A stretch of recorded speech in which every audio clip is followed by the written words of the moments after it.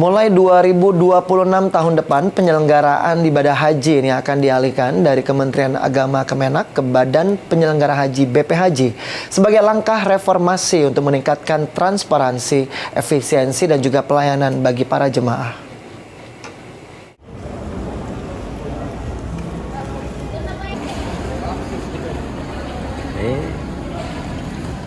Mulai tahun 2026, penyelenggaraan haji tidak lagi berada di bawah kendali Kementerian Agama, melainkan akan dialihkan ke Badan Penyelenggara Haji BPHJ. Langkah ini diambil sebagai bagian dari upaya pembenahan sistem haji nasional demi mewujudkan transparansi, efisiensi, serta pelayanan yang lebih baik dan adil bagi seluruh jamaah haji Indonesia.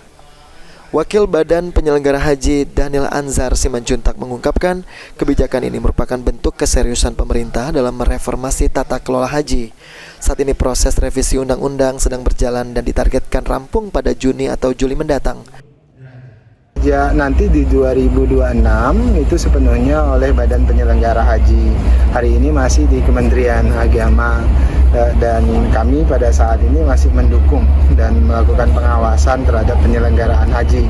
Dan mudah-mudahan setelah revisi undang-undang tuntas, targetnya sekitar bulan Juni-Juli itu harusnya sudah selesai. Sekarang sudah selesai di Panja DPR, nanti akan dibawa ke Balik, kemudian nanti ada BIM pemerintah, kemudian insya Allah sukses dan bisa beralih mulai 2026 karena memang itu kebijakan Pak Prabowo dengan berdirinya Badan Penyelenggara Haji, badan setingkat kementerian ini, maka penyelenggaraan haji 2026 nanti tidak lagi di Kementerian Agama, tapi sepenuhnya di badan khusus setingkat kementerian.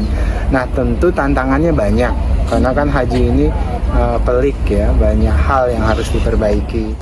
Sementara itu, saat ini BPHJ sudah aktif dan menjalankan tugas pendukung pelayanan haji, serta memberikan pertimbangan kebijakan.